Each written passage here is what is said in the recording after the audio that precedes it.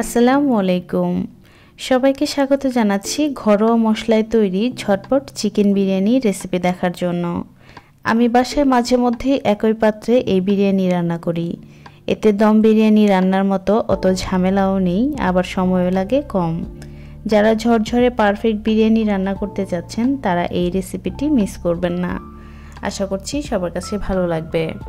বিরিয়ানি রান্না করার জন্য অর্ধেকটা নিয়েছি জয়ত্রী, জায়ফলের আমি 4 ভাগের 1 ভাগ নিব, 5-6টা সবুজ এলাচ, একটা কালো এলাচ, স্টার আনিস নিয়েছি অর্ধেক, দারচিনি নিয়েছি 4 টুকরো, লবঙ্গ নিয়েছি 6-7টা, আর গোলমরিচ নিয়ে নিচ্ছি হাফ চা চামচের মতো। হাফ চা চামচ দিয়ে দিচ্ছি মৌরি, হাফ চা চামচ দিয়ে দিচ্ছি জিরা, হাফ চা চামচ পরিমাণ দিয়ে দিব শাহি জিরা। এরপর দিয়ে দিচ্ছি 4-5টা কাজু বাদাম, এখানে অন্যান্য বাদামও ব্যবহার করা যাবে। একটা দিয়ে দিচ্ছি শুকনো মরিচ, যদি বেশি ঝাল খেতে চান তাহলে মরিচ 2টা ব্যবহার করবেন। এখন এই মশলাগুলোকে আমি পাটায় বেটে নিব। এখানে আমি 800 গ্রাম পরিমাণ চিকেন নিয়েছি, 1.5 চা চামচ পরিমাণ দিয়ে দিচ্ছি রসুন বাটা, 1.5 চা চামচ দিয়ে দিচ্ছি আদা বাটা, আর ভিডিও শুরুতে দেখানো বিরিয়ানির মশলা পেস্ট করে নিয়েছি সেটা দিয়ে দিলাম সম্পূর্ণটা। আর ফ্রোজেন টক দই দিয়ে দিচ্ছি 1.5 চামচের মতো, স্বাদ মতো দিয়ে দিচ্ছি লবণ, এখানে আমি 1 চামচ ব্যবহার করেছি, হাফ চা চামচ দিয়ে দিচ্ছি ভাজা জিরা। এখন আমি সব কিছুকে খুব ভালো মতো মাংসের সাথে মাখিয়ে নিব। মাংসের সাথে মশলাগুলোকে খুব ভালো মতো মাখিয়ে নিতে হবে। এরপর আমি এটাকে রেস্টে রেখে দিব 20 থেকে 25 মিনিটের মতো। আমি 25 মিনিট পর রান্নায় চলে যাব।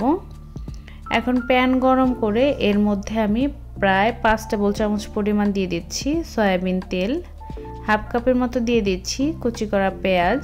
পেঁয়াজগুলোকে অনবরত নেড়ে ভেজে নিতে হবে, আর এগুলোকে আমি প্রায় বেরেস্তার মতো করে ভাজবো।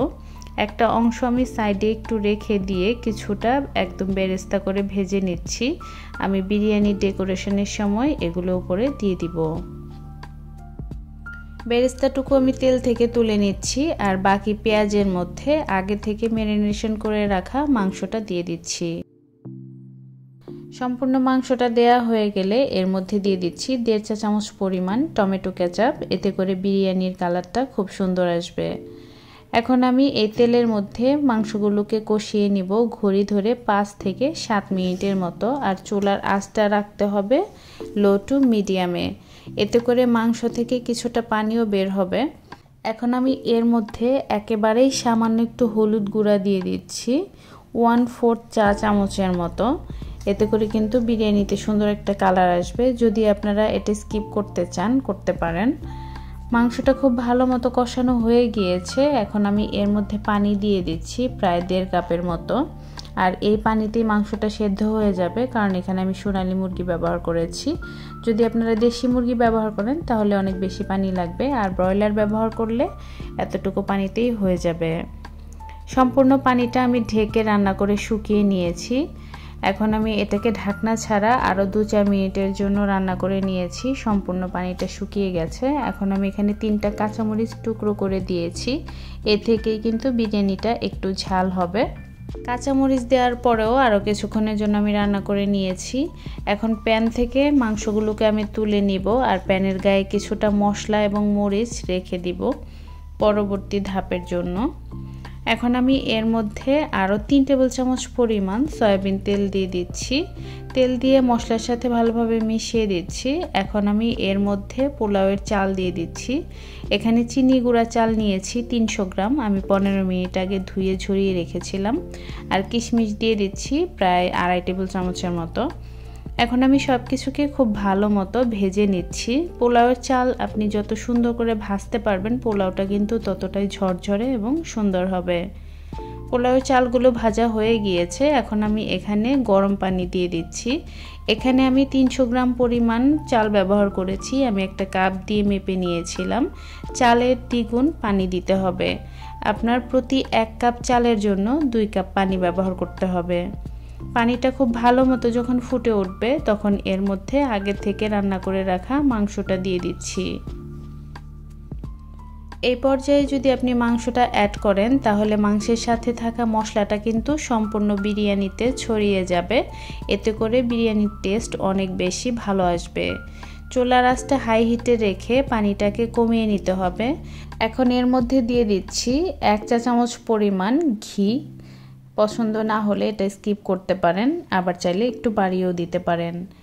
এরপর দিয়ে দিচ্ছি 1 চামচ পরিমাণ কেওড়া জল, এখানে কেওড়া জল বা গোলাপ জল যে কোনোটা ব্যবহার করতে পারেন।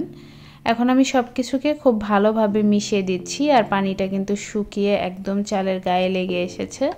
এখন চুলার আঁচটাকে একদম লো করে দিয়ে ঢেকে রান্না করব 7-8 মিনিটের মতো। এখানে আমি 7 মিনিটের মতো রান্না করে নিয়েছি, ঢাকনা তুলছি। তেলটা কিন্তু উপরে চলে এসেছে, পানিটা অলমোস্ট শুকিয়ে গিয়েছে। এখন আমি পোলাওয়ের চালগুলোকে ওপর নিচ করে উল্টে দিব, যাতে করে নিচের চালটা মোটামুটি সেদ্ধ হয়ে গিয়েছে এটা উপরে চলে আসে, আর উপরের চালটা নিচে চলে যায়। এখন আমি ঢেকে আরও 7 মিনিটের মতো রান্না করে নিয়েছি। এখন ঢাকনা তুলছি, আর পোলাওয়ের চালগুলোকে আরও একবারের জন্য উপর নিচ করে ভালো মতো উল্টে দিচ্ছি। এটা কিন্তু চুলার উপরে একদম গরম অবস্থায় আছে, দেখে নিশ্চয়ই বুঝতে পারছেন কতটা ঝরঝরে হয়েছে। আর এটা খাবার উপযোগী হতে হতে বিরিয়ানিটা কিন্তু আরও একটু ঝরঝরে হয়ে যাবে। এখন আমি চুলা থেকে নামিয়ে একটা সার্ভিং ডিশের মধ্যে তুলে নিচ্ছি। পানির পরিমাপ এবং চুলার তাপমাত্রা যদি ঠিক রাখেন তাহলে আপনাদের বিরিয়ানিও এরকম ঝরঝরে পারফেক্ট হবে। যদি পাতলা পাত্রে রান্না করেন তাহলে দমে রাখার সময় অবশ্যই একটা লোহার তাওয়া ব্যবহার করবেন, এতে করে বিরিয়ানিটা পুড়েও যাবে না, আবার একদম গলেও যাবে না। এখন আমি এর উপর দিয়ে কিছুটা পেঁয়াজ বেরেস্তা ছড়িয়ে দিব, দেখতেও সুন্দর লাগবে, খেতেও ভালো লাগবে। এই বিরিয়ানিটা খাওয়ার জন্য সাথে 1 গ্লাস বুরহানি অথবা 1 গ্লাস কোকা-কোলাই যথেষ্ট। আশা করছি রেসিপিটি সবার কাছেই সহজ এবং ভালো লেগেছে। অবশ্যই তৈরি করবেন, কেমন হলো কমেন্টে জানাবেন। সবাই ভালো থাকবেন, আজ এখানেই বিদায় নিচ্ছি। আল্লাহ হাফেজ।